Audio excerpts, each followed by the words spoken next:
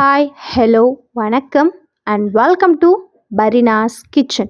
இன்றைக்கி நம்ம பரினாஸ் கிச்சனில் என்ன ரெசிபி பார்க்க போகிறோன்னா, சோயா வச்சு ரொம்பவே சுலபமாக ஈஸியாக செய்யக்கூடிய டேஸ்டியான சோயா கோலா உருண்டை எப்படி செய்கிறதுன்றதாக பார்க்க போகிறோம். வாங்க கிச்சனுக்குள்ளே போகலாம்.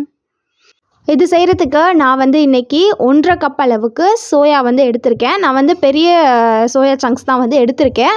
நீங்கள் சின்ன சோயா சங்க்ஸ் கூட எடுத்துக்கலாம். இப்போது இது கூட நல்ல சூடான தண்ணியை நம்ம சேர்த்து நல்லா ஊற வச்சு எடுக்கணும். இது நல்லா அந்த வெந்நீரில் ஊறி வரட்டும், மூடி வச்சிடலாம், இருக்கட்டும். பாருங்கள், சோயா சங்க்ஸ் எல்லாம் நல்லா ஊறி வந்துருச்சு. இப்போது இதை எடுத்து எந்தவித தண்ணியும் இல்லாத அளவுக்கு நல்லா பிழிஞ்சு எடுத்துகிட்டு வந்துக்கலாம். பிழிஞ்சு எடுத்துகிட்டு வந்தாச்சு. இப்போது இதை நம்ம ஒரு மிக்சர் ஜாருக்கு மாற்றிடலாம்.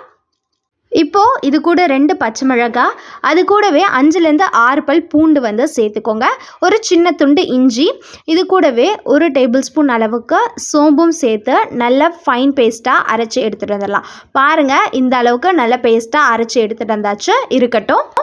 இப்போது இதை நம்ம ஒரு மிக்சிங் பவுலில் சேர்த்துக்கலாம். இது கூட நம்ம மசாலா எல்லாமே சேர்த்துக்கலாம். அதுக்கு 1/4 டீஸ்பூன் அளவுக்கு மஞ்சள் தூள், 1/2 டீஸ்பூன் மல்லித்தூள், 1/2 டீஸ்பூன் கரம் மசாலா, அது கூடவே 1 டேபிள் ஸ்பூன் அளவுக்கு மிளகாய் தூளும் சேர்த்துக்கோங்க. இது கூடவே 1 டேபிள் ஸ்பூன் அளவுக்கு அரிசி மாவு, 2 டேபிள் ஸ்பூன் அளவுக்கு பொட்டுக்கடலை மாவு சேர்த்துக்கோங்க. சேர்த்துட்டு அது கூடவே நான் கொத்தமல்லியும் கருவேப்பிலையும் ஒரு கொத்து கட் பண்ணி எடுத்து வச்சுருக்கேன், அதையும் சேர்த்துக்கலாம். இது கூடவே ஒரு பெரிய சைஸ் வெங்காயத்தை பொடி பொடியாக நறுக்கி அதையும் சேர்த்துக்கோங்க.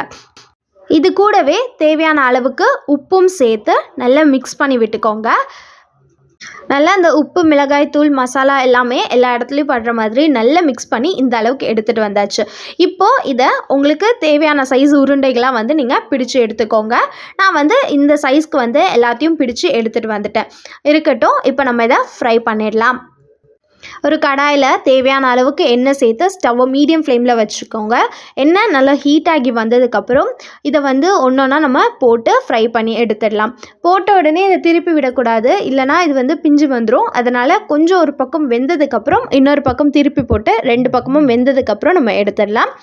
பாருங்கள், ஒரு பக்கம் எல்லாம் நல்லா சூப்பராக வெந்து வந்துருச்சு. இப்போ இதை திருப்பி விட்டு இன்னொரு பக்கமும் வேக விட்டு எடுத்துக்கலாம், இருக்கட்டும். 2 பக்கமும் நல்லா வெந்து வந்தோன்னே நம்ம எடுத்துட்டோம் அப்படின்னா நம்மளோட சுவையான வெஜ் சோயா கோலா உருண்டை சூப்பராக ரெடி ஆகிடுச்சு. அப்படியே மட்டன் கோலா உருண்டை சாப்பிட்ற மாதிரி அதே டேஸ்ட்லேயே இருக்கும். நீங்களும் கண்டிப்பாக இந்த ரெசிபி உங்கள் வீட்டில் ட்ரை பண்ணி பாருங்கள். பிடிச்சிருந்தா சேனலை லைக் பண்ணுங்கள், ஷேர் பண்ணுங்கள், மறக்காமல் சப்ஸ்கிரைப் பண்ணிட்டு கூட பக்கத்தில் இருக்க பெல் ஐக்கானை கிளிக் பண்ணிக்கோங்க. டாடா, பாய்.